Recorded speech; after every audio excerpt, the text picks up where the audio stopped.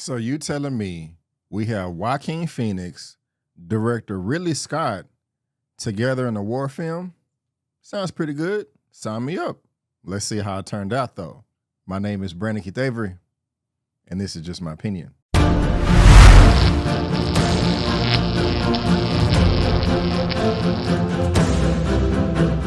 Hey, what's going on, everyone, and welcome back to another episode of Just My Opinion for my Napoleon movie review.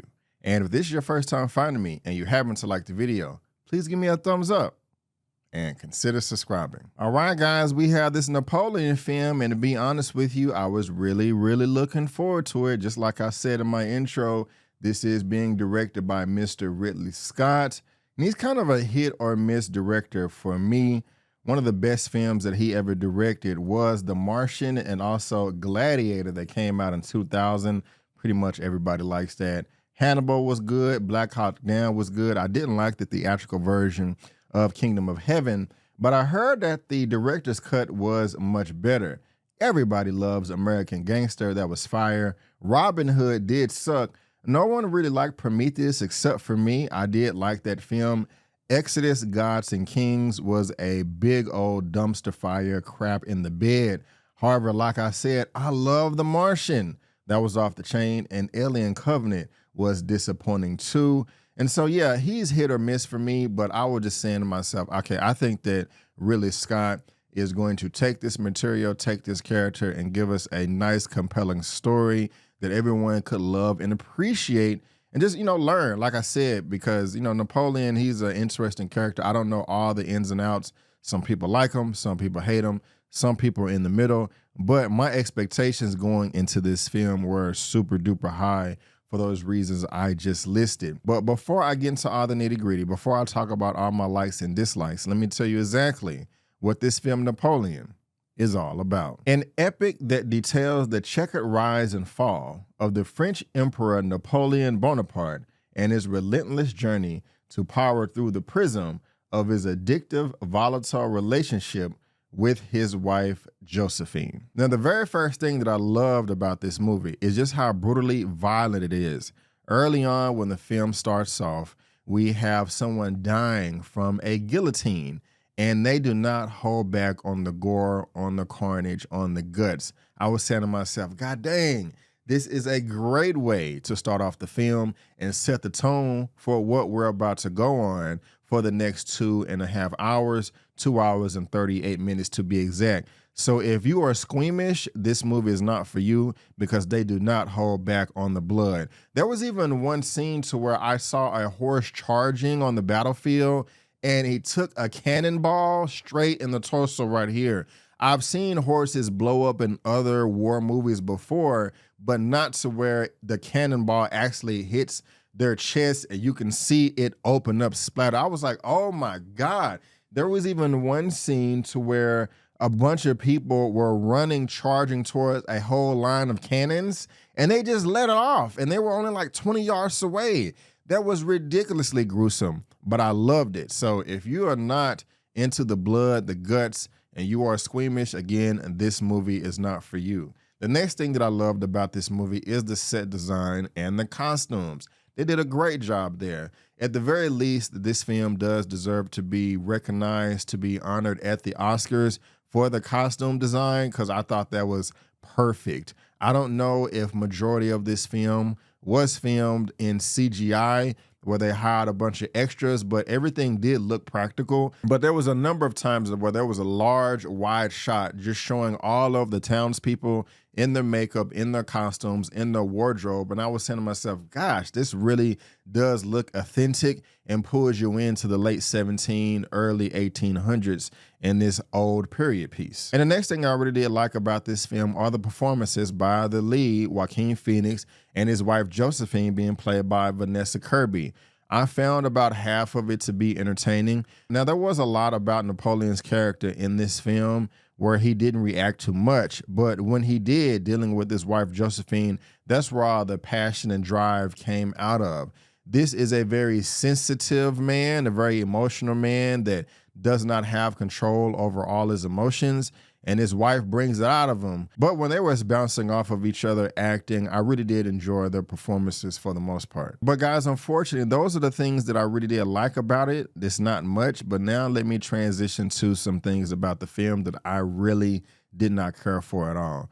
First thing is, this movie is 2 hours and 38 minutes long. Now, there's nothing wrong with that. I just saw Killers of the Flower Moon, and it was an hour longer than this, coming in at over 3.5 hours. And I thought that film had much better pacing than this film, Napoleon.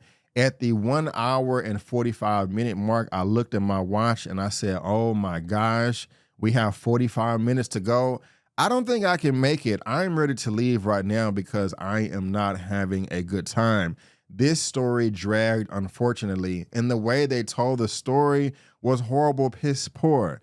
Towards the very beginning of the film, and I want to say at least the first third or the first half of this movie, they keep jumping around in time year after year after year after year, and these scenes are not being developed enough for it to leave some type of long-lasting impact. I don't know what's going on. Every time you get to know somebody and you think you're going to go on a journey with them, it jumps to another year later, and then these people, or most of them, you never see again. So I'm saying to myself, okay, what was the point of that? This did seem interesting. I was intrigued initially, but now I don't know where we're at because you've abandoned this part of the story of Napoleon's life, and we're moving on to the next, and that just really, really put a bad taste in my mouth. Also, what I really don't like is if you see the marketing, the posters for this material, the title of this film, Napoleon, is told in his signature, his John Hancock.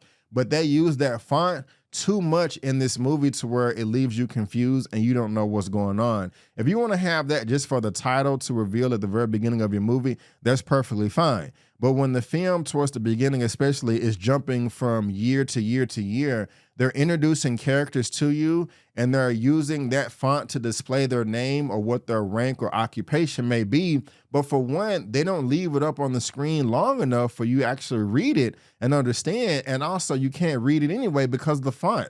So that was very, very upsetting and disappointing. I'm saying to myself, okay, this person must be important because they're displaying their name. One, I can't even read it because it's just so hard to understand. And another reason why they don't leave the caption on the screen long enough. And that's very frustrating too. Another thing that I really didn't like about this film is he is the leader, the Emperor of France. And in this whole entire movie, because it does take place in more than one territory, more than one country, no one has a French accent. Not one person. Now, I'm not saying to myself, I signed up for this movie like, hell yeah, Napoleon with Ridley Scott and Joaquin Phoenix. We're going to get some French people. We're going to hear them talking French and we and all that. No. But about 20 or 30 minutes when I was into this movie, I said, wait a minute.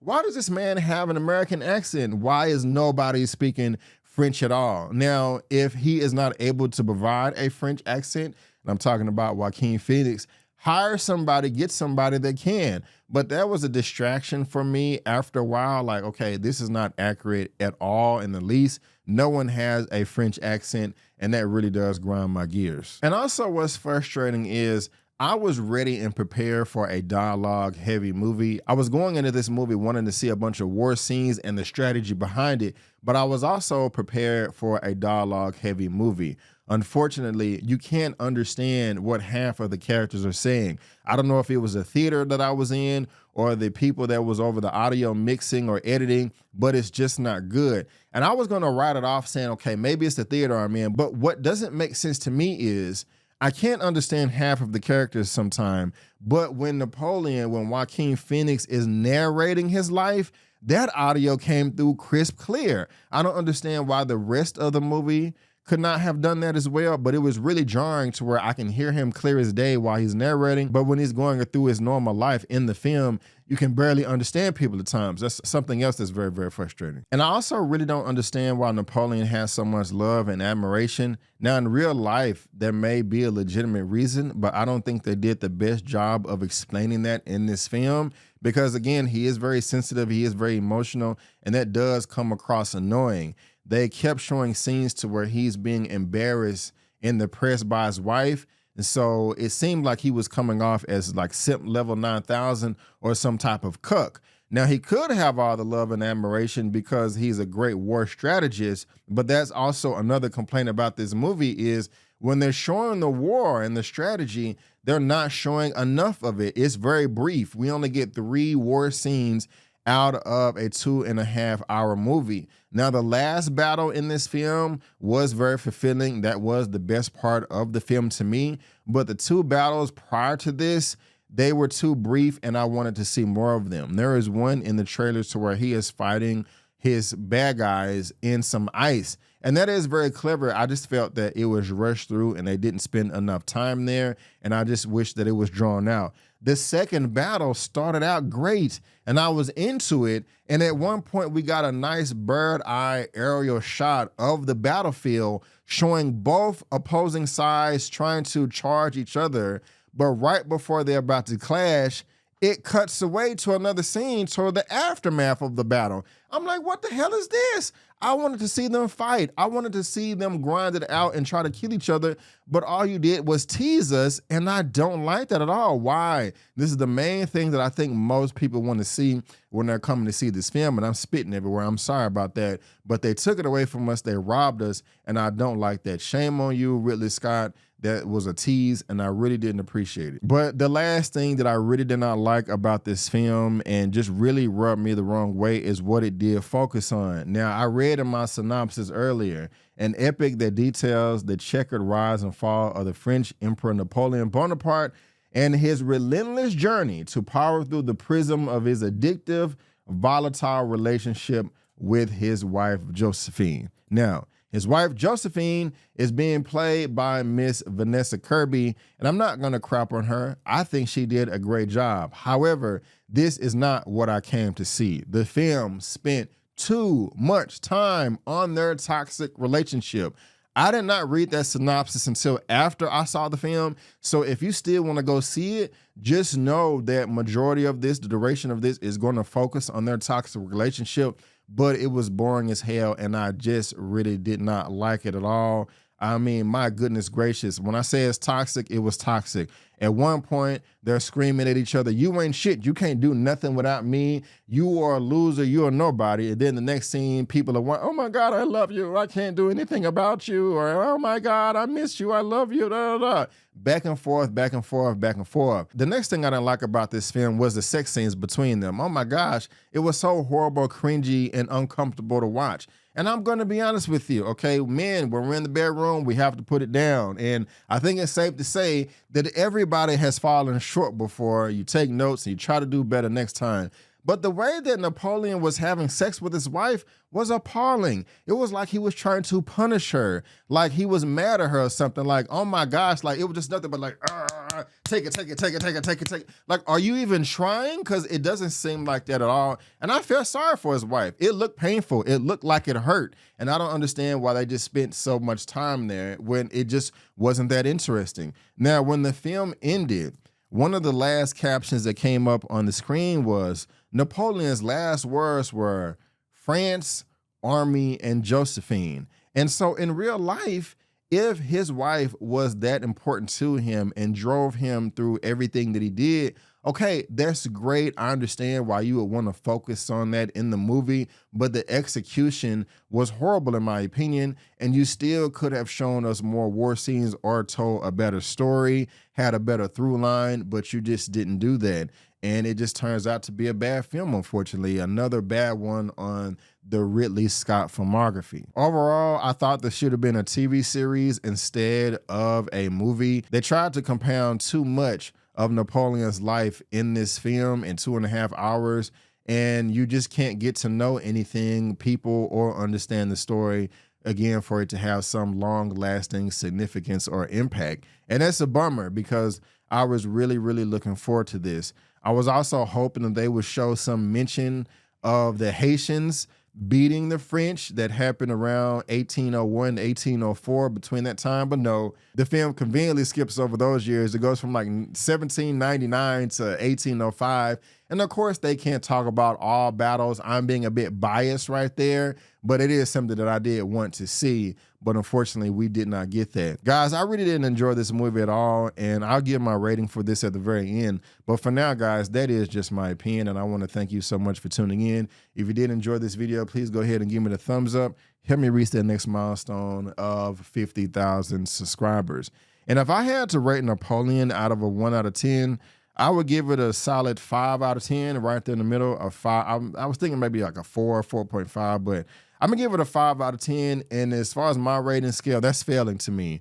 6 and above out of 10 is passing, but I just can't give this the passing grade. But guys, that's just my opinion, okay? That's what this channel is about, just my opinion. You may love this, so don't let me deter you from going to go see this movie if you want to. That's not my job here to tell you what to do with your money. My job is just to give you my opinion and see if your thoughts aligned, and if not, hey, it's all good because all things are subjective, but let's talk about it in that comment section. But guys, again, I just want to thank you so much for tuning in. Before you go, don't forget that my name is Brandon Kitavery, and that's just my opinion. Peace.